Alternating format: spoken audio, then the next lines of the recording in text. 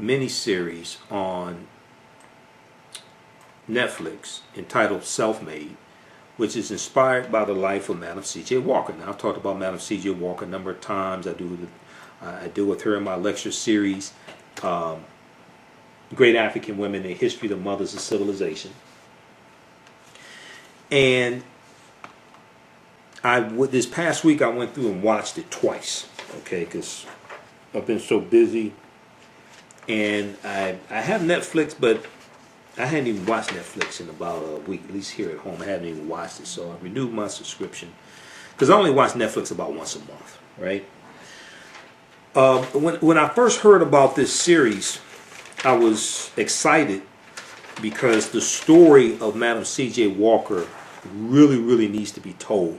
For us to see the factory that she had and the system, the sales system that she created, and hiring thousands of African American women to sell her products, and these women learn about business, they learn about sales.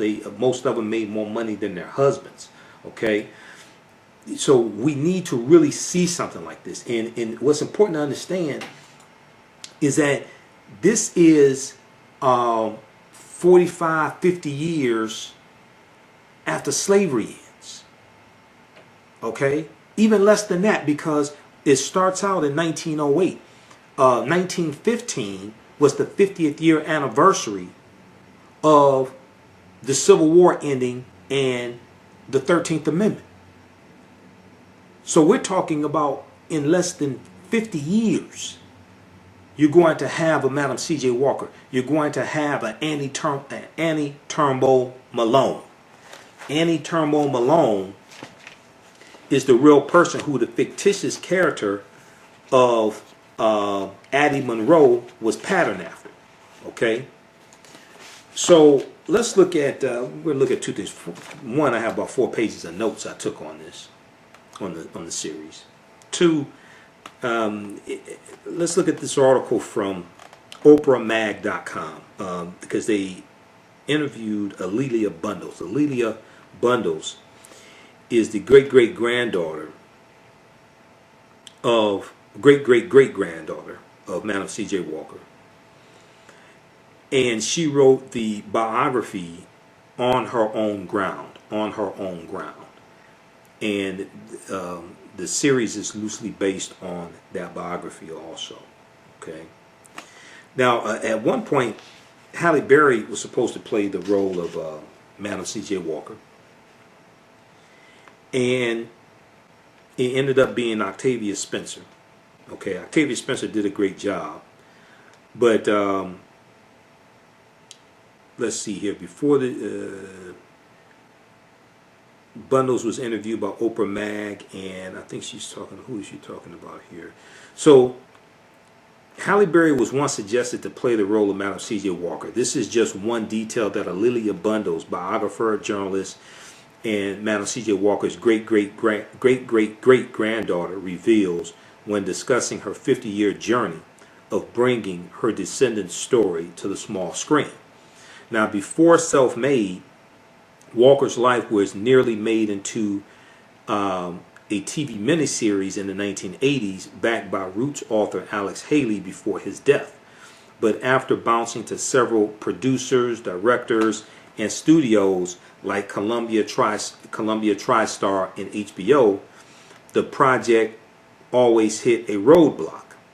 The suggestion that Halle Berry star as Madam C.J. Walker, whose real name was Sarah Breedlove, the suggestion that Halle Berry stars Madam C.J. Walker, before the show was optioned to Netflix, A'Lelia Bundles explains the possibility was posed to her years ago by a director who was interested in collaborating on the project.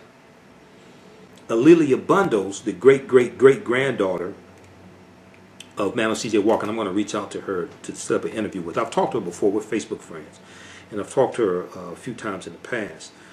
She said, quote, "I said she's a really great actress," referring to Halle Berry, "but she doesn't look anything like Madam C.J. Walker." Bundles tells OprahMag.com.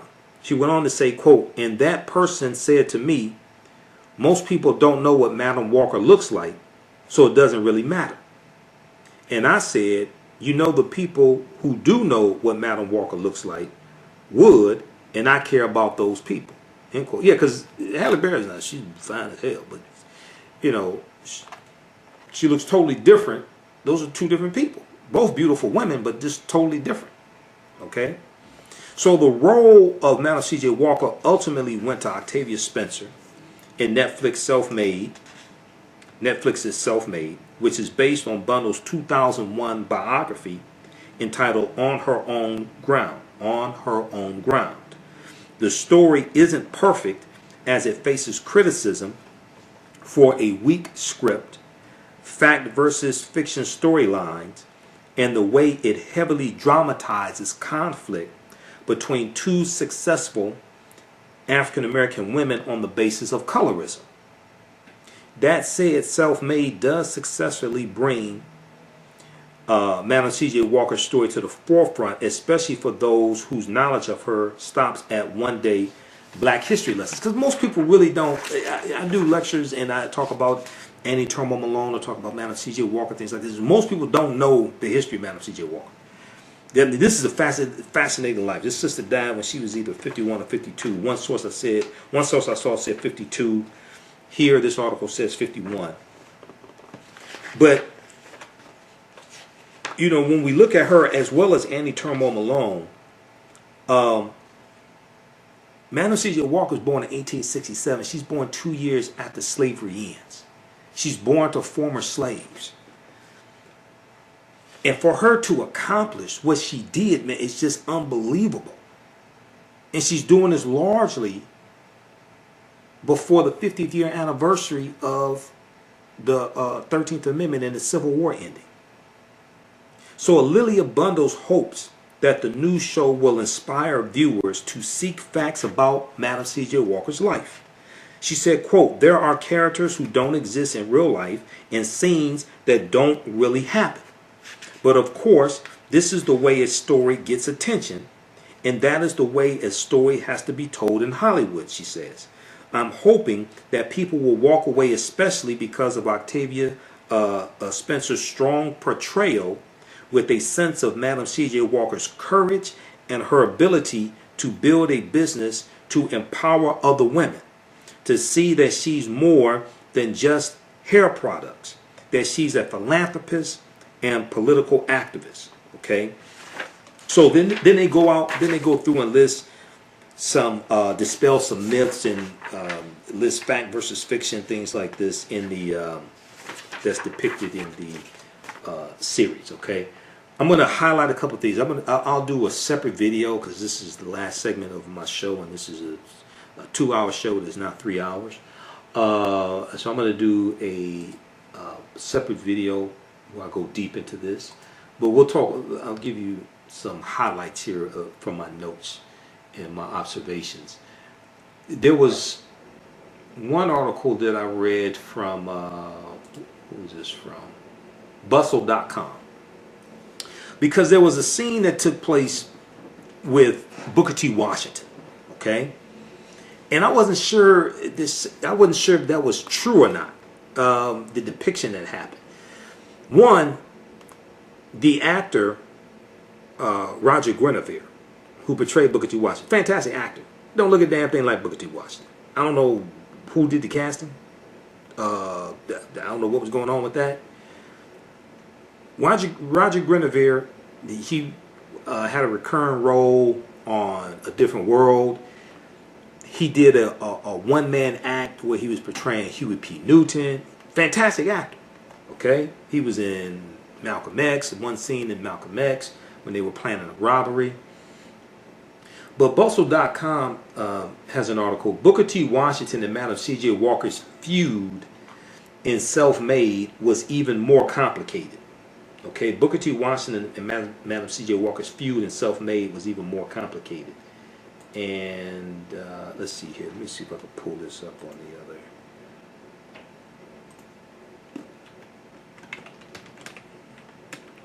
Let me pull this up on the other computer here. So oftentimes what happens is, well, let me back up. First of all, this is inspired by the life of Madam C.J. Walker. When you look at it from Netflix, it doesn't say, and largely it doesn't say based on a true story. It's inspired by the life of Madam C.J. Walker. When you see a movie or a miniseries that says inspired by something, that means that the depictions that you see are loosely based on the truth. If it says based on a true story, the depiction that you see is more accurate, but there's still going to be some fiction in there. I'm telling you right now, because it's Hollywood. There's still going to be some fiction in there. But if you see inspired by such and such, inspired by the book, that means it's loosely based on it. Okay? Which means there's going to be more fiction in it.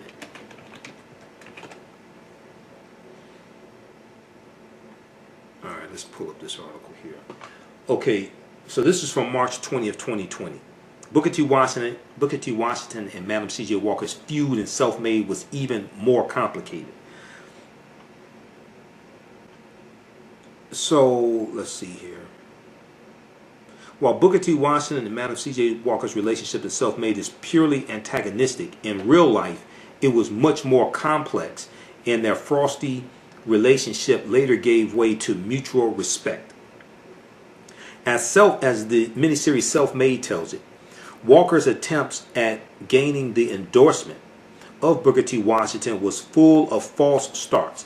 After Sarah fails to get an audience with Booker T. Washington, her husband C.J. Walker, who was actually her third husband, C.J. Charles Joseph Walker. This is where she gets the moniker Madam C.J. Walker from. That's from his name, Charles Joseph Walker, portrayed by Blair Underwood. Blair Underwood did a good job. He's a fantastic actor. He did a good job of portraying Charles Joseph Walker. So she fails to get an audience with Booker T. Washington. Charles Joseph Walker startles Walker in the bathroom, falsely conveying to Sarah that Washington agreed to dine with them. Sarah Breedlove hopes that Washington will introduce her at his 1912 National Negro Business League convention. Her hopes are dashed when he instead calls her rival Addie Monroe to the stage. Now, Addie Monroe is a fictitious character loosely based on Annie Turmo Malone, it was Annie Turmo Malone who really created the black hair care industry, and she was the one who hires Sarah Breedlove right around 1904, hires Sarah Breedlove to be a salesperson for her.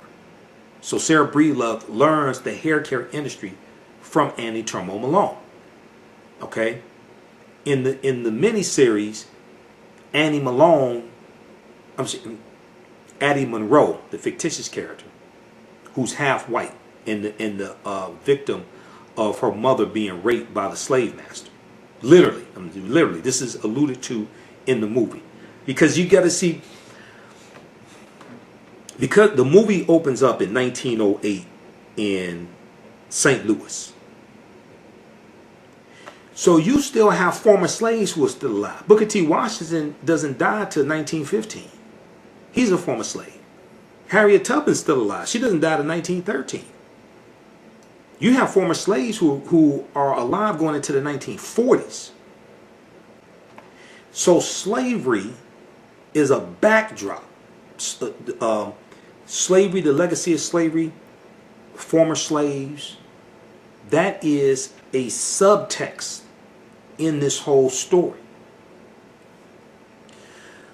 So Addie Monroe refuses to hire Sarah Breedlove as a salesperson because she says you don't have the right look. She's saying you're too dark, because her saleswomen are basically very light skinned and a lot of them half white. Okay.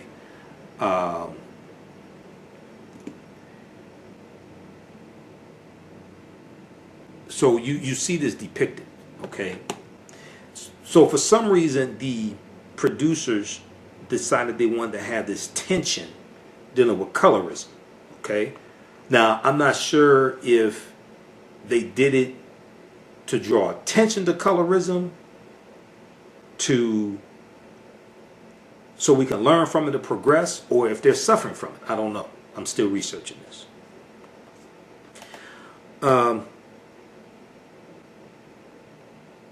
So let me just, okay, let's go back to this here. Booker T. Washington and Madam C.J. Walker. So we get to see Booker T. Washington's National Negro Business League Convention depicted, which is huge. Okay. So her hopes are dashed when instead Booker T. Washington calls to the stage her rival Addie Monroe.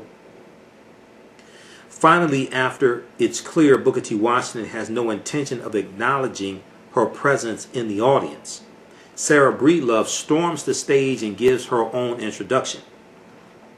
This infuriates Booker T. Washington, and in the hallway he calls her outburst, quote, rude and uncalled for, end quote.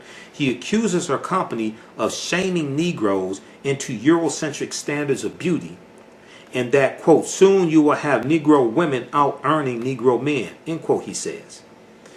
Quote, how is America going to take us seriously if we allow our women to surpass us? That outburst in there is precisely the reason why you ladies need to be kept in your place, end quote. So this is what, in the series, this is what Booker T. Washington says to her.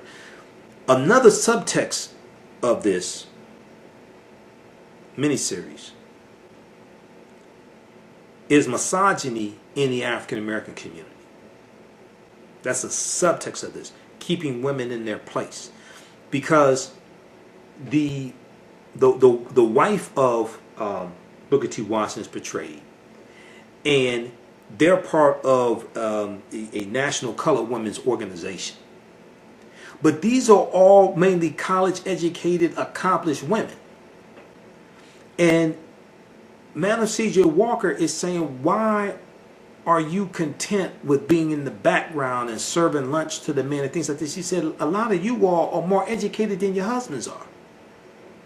Now, she's not advocating for them to try to be superior to their husbands.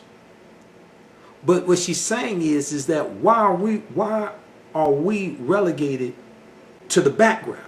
Why are we not out in the forefront with the men, as opposed to being relegated to the background? So when you watch this, you see that context there. Now, one of the things I wish had been depicted in the film, and then at the end of the fourth installment, they talk about some of her philanthropic endeavors, and they talk about some of her activism, because she gets involved in the anti-lynching efforts, right?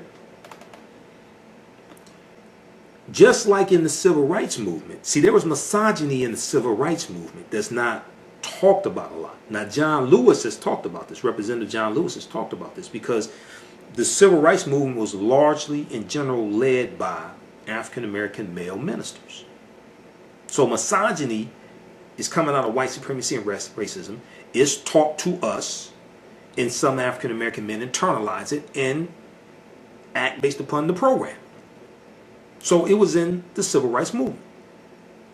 We also see it going back to these movements in the early 1900s. And so we saw it with William Monroe Trotter. William Monroe Trotter, brilliant brother. William Monroe Trotter, civil rights leader, things like this.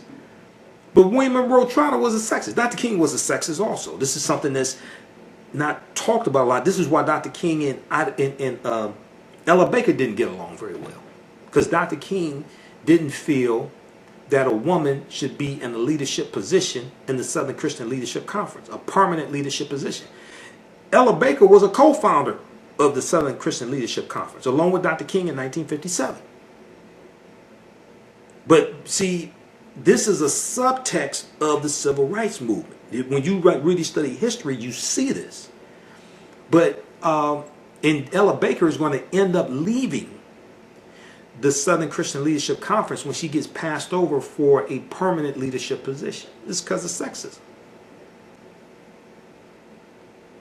And we see this going back into the early 1900s in a lot of these organizations as well. Because, see, William Monroe Trotter didn't believe that women belonged in the movement. So I don't think he got along too well with Ida B. Wells, because they were both in the Afro-American Afro-American Council together. This is before the Niagara Movement. Niagara Movement comes along in 1905. Before the Niagara Movement, you had the Afro-American Council created in 1898 by T. Thomas Fortune and Bishop Alexander Walters. And Dr. W.B. Du Bois, Ida B. Wells, Booker T. Washington, they're all members of the Afro-American Council. It's called Afro-American because the term Afro-American goes back to the 1830s. They ain't starting in the 1960s, like some people believe. That goes back to the 1830s. Just like the Afro-American newspaper, that goes back to about 1882 in Baltimore, still exists today. Okay? So when you like study these different dynamics and nuances of these different movements, right? You start seeing this subcontext. All right, so let's continue here. So Booker T. Washington in the series chastises Madam C.J. Walker. So Self-Made is based on her own ground by Madam C.J. Walker's great-great-granddaughter, Lydia Bundles. Now, in the piece from Oprah.com, it said great-great-great-granddaughter. I think she's the great-great-great-granddaughter. Now, just for the sake of accuracy, and at the end of the series they say this, Lilia Bundles is not a blood relative to Madam C.J. Walker. Lilia Bundles is, since they put it in here, since they put it in at the end of episode 4, I'm going to say it, okay? This is not by any means an attack or anything like that. It's just stating facts because they stated it at the end of the series. Lilia Walker was the daughter of Madam C.J. Walker. She was the daughter from Madam C.J. Walker's, was it her second husband or first husband? One of them. She was married 3 times. But I think it was her first husband. But anyway,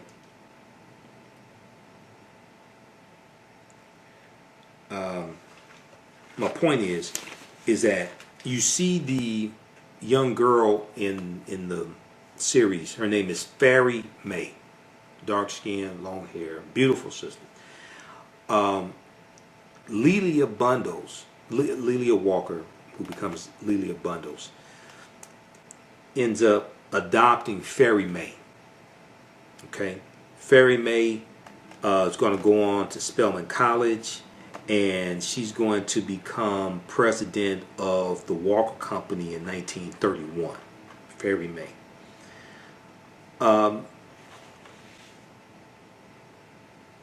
Fairy May marries twice and has 2 children, and she's going to have 3 grandchildren. Lilia Bundles, who wrote the book On Her Own Ground, is one of Fairy May's 3 grandchildren. Okay, so at the end of the 4th installment, and they're laying out some history about Madam C.J. Walker, things like this, that's talked about.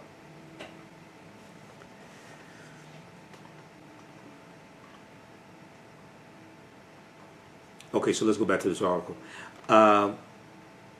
So Booker T. Washington was really initially resistant to Madam C.J. Walker speaking at his events, though, and he did dislike the cosmetic industry because, per Booker T. Washington biographer Lewis R. Harlan, Harlan, they, quote, fostered imitation of white beauty standards, end quote. Now, per Alelia Bundles and Harlan, Lewis R. Harlan, the author. In January 1912, Madam C.J. Walker heard of Booker T. Washington's Negro Farmers Conference at the Tuskegee Institute and personally visited Washington's home to ask if he could introduce her to the attendees. He turned her down, but Madam C.J. Walker persisted, and eventually Booker T. Washington allowed her to speak at a side venue called the Chapel, Chapel. Now, despite taking hair care to a bunch of farmers,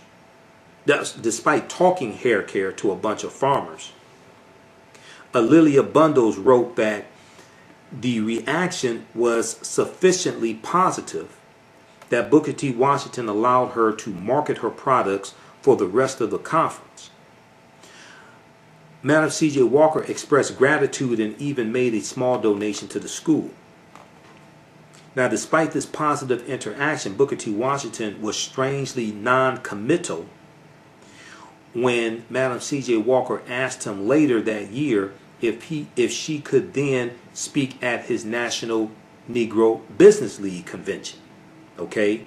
That's the one that you see depicted in Self-Made. The convention that you see depicted in Self-Made. That's the National Negro Business League. That was founded right around 1900 by Booker T. Washington.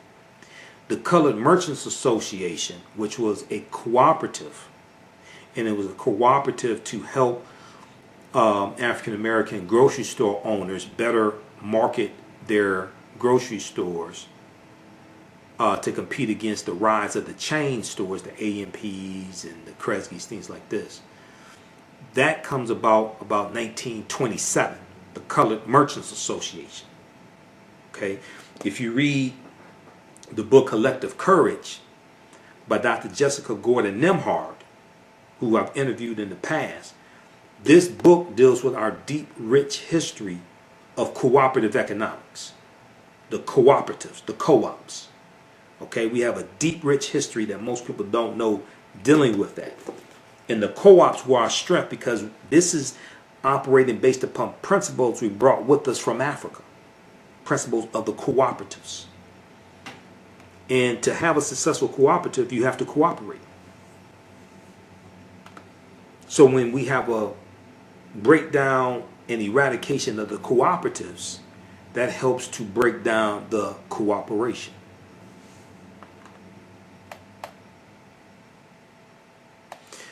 So despite the positive interaction, Booker T. Washington was strangely non-committal when Madam C.J. Walker asked him later that year if she could speak at his National Negro Business League convention. When her friend George Knox, K-N-O-X, George Knox, stood up in the audience to ask if the audience would hear Madam C.J. Walker's remarkable story during a Q&A session, Booker T. Washington icily dismissed him by calling on another attendee. After Booker T. Washington called up several other men to present, all with smaller businesses than what Madam C.J. Walker had, Alelia Bundles, the author, Alelia Bundles noted Madam C.J. Walker stood up and addressed Washington from the audience. Quote, "Surely you are not going to shut the door in my face," end quote, she said. "I feel that I am in a business that is a credit to the womanhood of our race. I went into a business that is despised, that is criticized and talked about by everybody," end quote. She described how she came from the cotton fields of the South, became a washerwoman, a cook, and finally the head of her own company. Quote, "I am not ashamed of my humble beginning," end quote, Madam C.J. Walker said. Quote, "My object in life is not simple. My object in life is not simply to make money for myself, but to use a part of what I make in trying to help others," end quote. This is where Self-Made inserted Booker T. Washington's sexist accusations. But A'Lelia Bundles wrote that no recorded transcripts from that day, quote, reveal Booker T. Washington's personal unspoken reaction, end quote, to Madam C.J. Walker's speech. Booker T. Washington did openly ignore her, though, calling on the next male presenter as if Madam C.J. Walker had not uttered a word.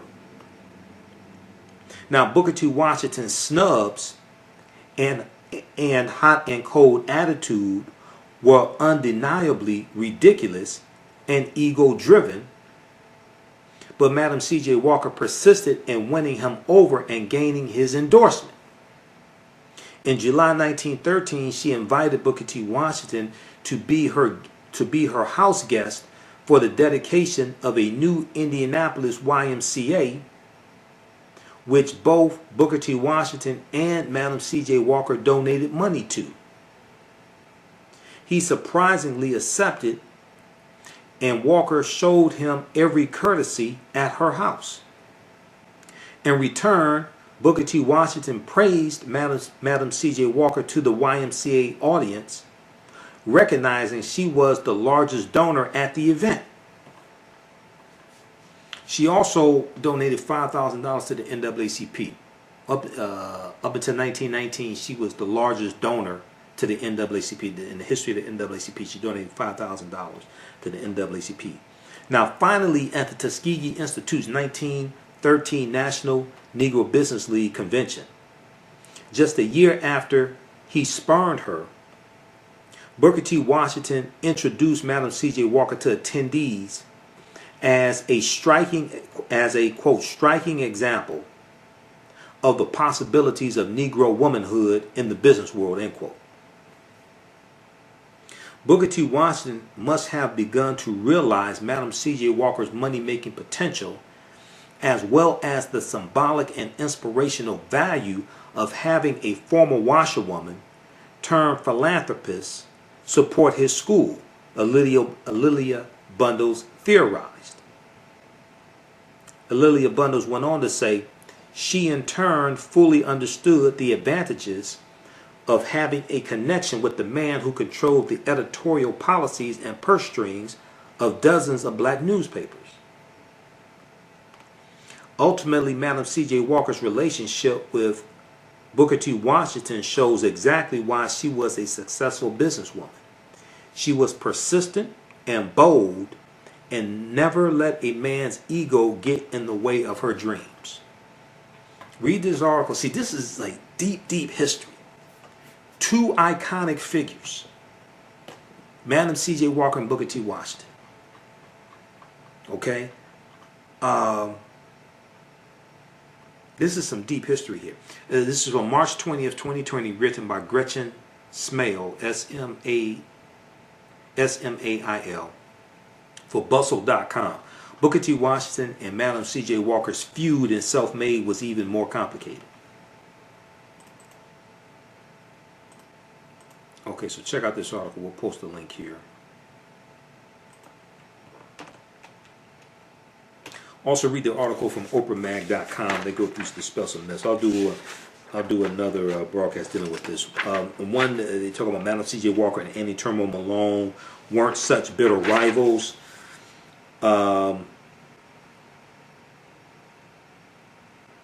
Malone was a pioneer in the African-American hair care industry, and her successes were extremely underscored in the series. She also was not a light-skinned black woman, even though much of her and Walker's feud in the show was based upon their differing skin tones, a storyline that many felt was unnecessary.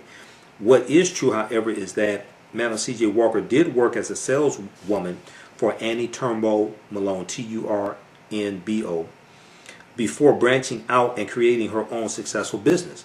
But that connection did not drive either woman's success. For example, Annie Turnbull Malone definitely did not follow Madam C.J. Walker across the country in an effort to stifle her business, as depicted in the series. A'Lelia Bundles says, quote, they were competitors, but for me that competition is not the centerpiece of Madam Walker's life. I think it becomes the centerpiece of Self-Made in order to create tension. I think the writers, if you interview them, would say this is a composite character.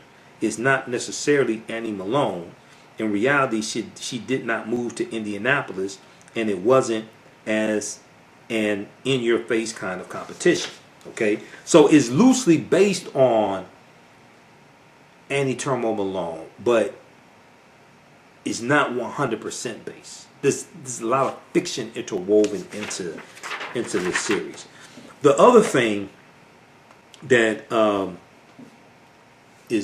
false in here, or very little evidence to support, is that Alelia Walker, the daughter of Madam C.J. Walker, was gay or queer. She and her daughter disagreed over Lilia's love life, but it's not what you think. So in the show, in the series, Walker is frustrated that her daughter Lilia, played by Tiffany Haddish. Now, Tiffany Haddish did a great job. In general, I like Tiffany Haddish. It's good to see her play a role where she's not doing a whole bunch of cussing and just being vulgar and just acting stupid, things like this. You know, because I think she has a lot of potential. I hope she doesn't get typecasted. But in the show, Madam C.J. Walker is frustrated with her daughter, Alelia, because of her disinterest in starting a family and her reluctance to take the inheritance of Madam C.J. Walker's hair care legacy seriously. It also insinuated that Alelia was queer and that her mother disapproved.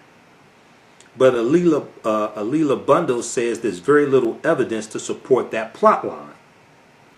However, Bundle says there was real drama that she would have loved to see on the show, and it had to do with Alilia's last two husbands, Wiley Wilson and James Arthur Kennedy.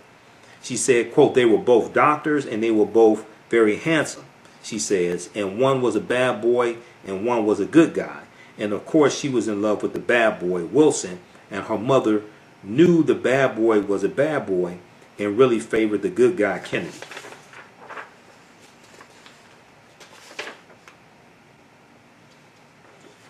All right, let's see here.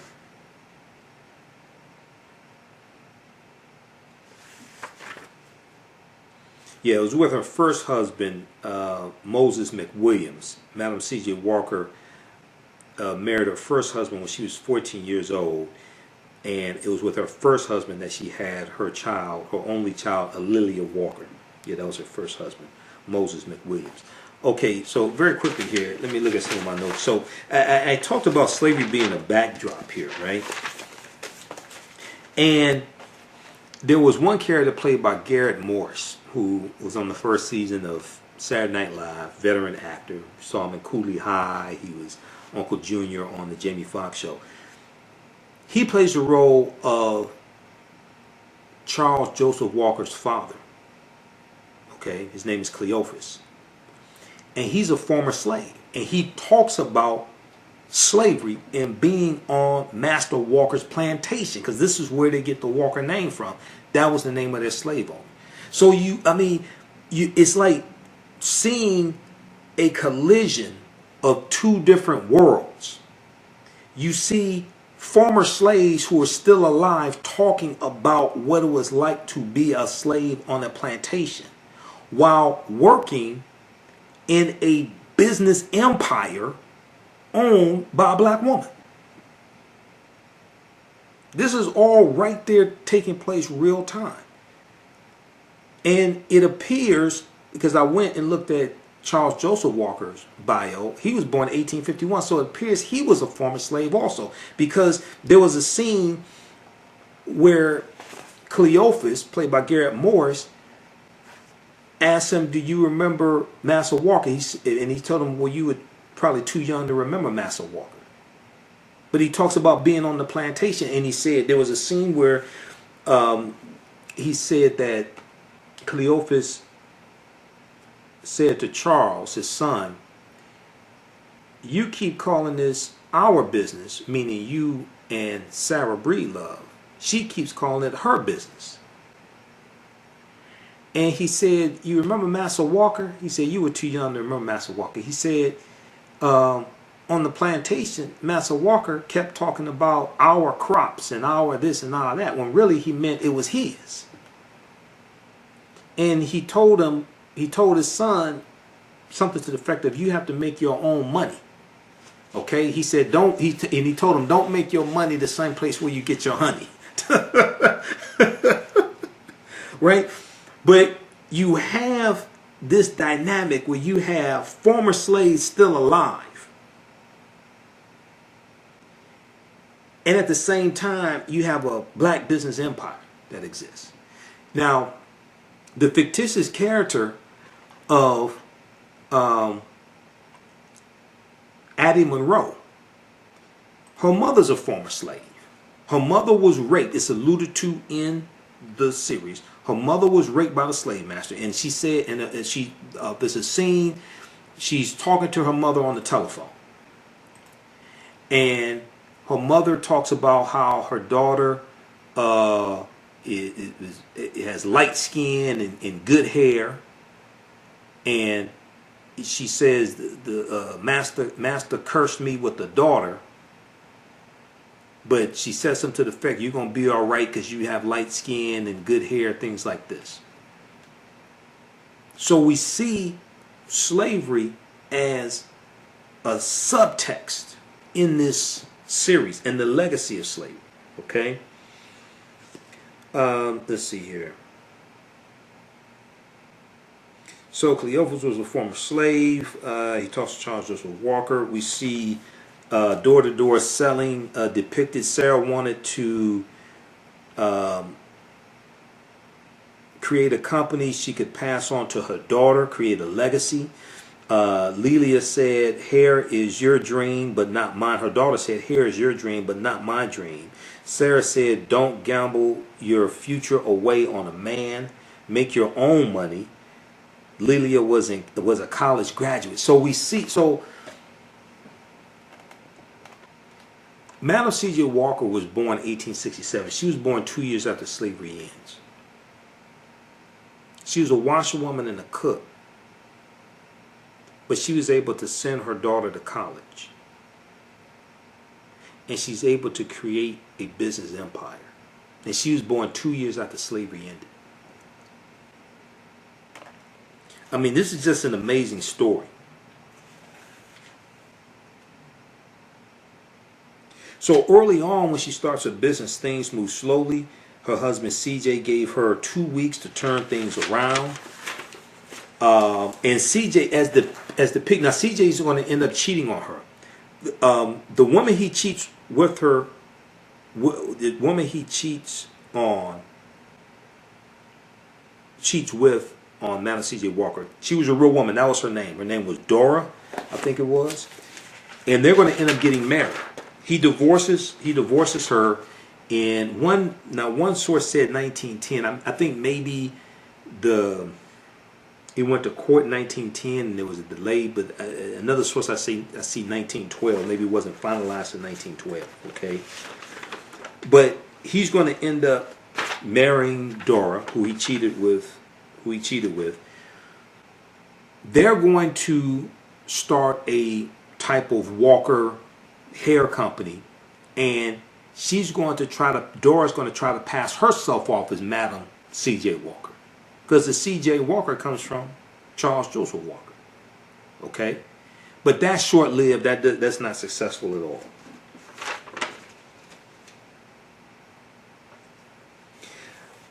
It's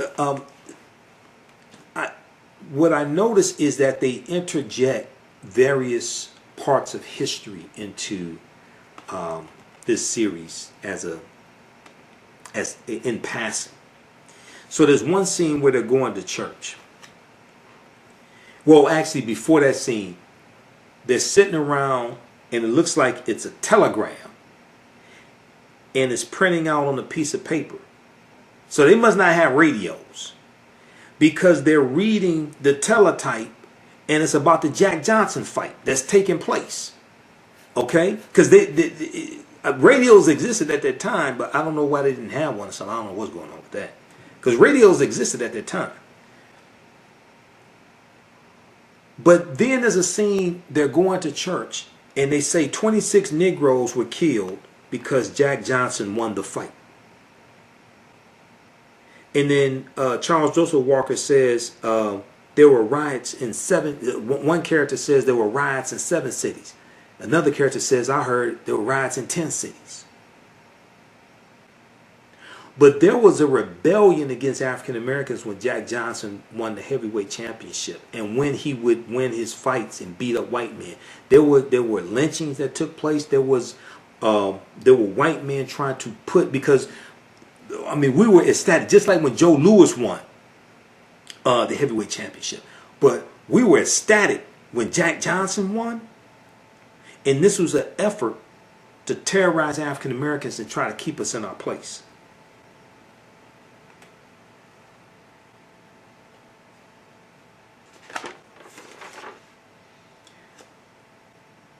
Okay, let's see here. Okay, so that's enough for now. We'll wrap it up there. I'll do another broadcast. We'll go deep into this because I have 4 pages of notes.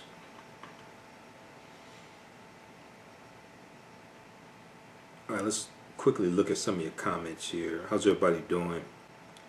This is part 2 of the African History Network show because my Zoom broadcast was interrupted for the first part. So I was giving some comments about the series on Netflix, Self-Made. I saw the entire thing, watched it twice. So even though there's some fiction in it and things like this, I think overall it's good for people to see it. There's so many different aspects of this and so much history incorporated into this that we then need to go research and teach to our children. Okay?